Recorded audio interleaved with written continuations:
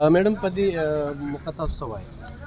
مخکې ورځو کې چونکې دا واقعه وشوه دلته په 400 کې MS چې کوم پابندي لګولې وه په صحافیانو باندې او موسټلی په سینیر صحافیانو باندې چې دی به انټري نه کوي، دی به داخليږي نه هسپتال ته. نو د عوامي نیشنل پارټي د یو ادنا کارکون په حیثیت او بینګ ا لویر د دغه واقعې زه ډیر زیات مذمت کوم. هغې نه علاوه MS چې کوم لینګویج یوز کړی و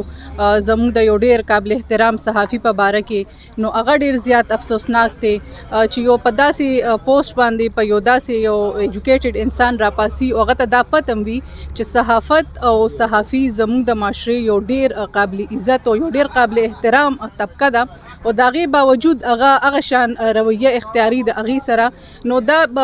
صرف د عوامي نیشنل پارټي یا زموږ د وکیلانو کار نه دی چې موږ په دې باندې आवाज اوچت کو، بلکې د دې سټیټ هر یو شهري لا بلکې د هر 402 دا پکار دی چې د دې واقعي خبرپور مذمت وکړي، د دې جواب وکړي او د دې تپوس وکړي د دغه کس نه چې هغه ولې داسې قسمه ماحول په 400 غونډې کې پوره منځ کې هغه دا کریټ کړی دی. او بیا زه به دا ووایم چې تنقید کول او د خپل رای اظهار کول دا د هر یو شهري حق دی، خو دا هر یو شیز چې کوم دی څومره د عزت په دایره کې وشي نو د هغه به زیات ښي. بیا زموږ چې کوم صحافي هغه په یو تجزیه کړې وه او د هغې په بیس باندې هغه سره دا ټوله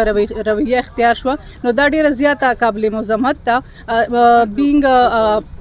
د یو ډیر معمولی کارکون د عوامي نیشنل پارټي زه ما د دې مخکې مذمت کړی و، زه نن هم کوم او پر روان وخت کې که صرف د صحافت یا د صحافي سره نه بلکې د دې سټیټ د هر یو کس سره داسې قسمه زیاتی کیږي، داسې قسمه واقعیات کیږي، نو وکیل او زموږ عوامي نیشنل پارټي به ان شاء الله د هغې نه مخکې د دې تپوس کوي. ګای نیواټ ختمول زنانو ته څومره تکلیف کیدی شي په دې به څه وایي؟ نو دلته خو د ټولو نه زیات تکلیف زه وایم چې زنانو ته ځکه دی چې دلته چونکې دا یو کلی دی او د دې ځای نه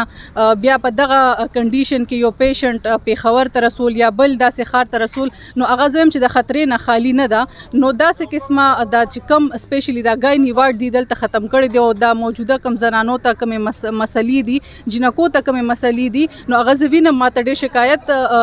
موصول شوي دي. نو موجوده حکومت ته زما دا درخواست دی چې په دې باندې د زر تر زر اکشن واخیستل کېږي، ځکه چې دا د یو ورځ د یو دوه خبره نه ده، دا بلکې د ګنټو د منټونو خبره ده چې داسې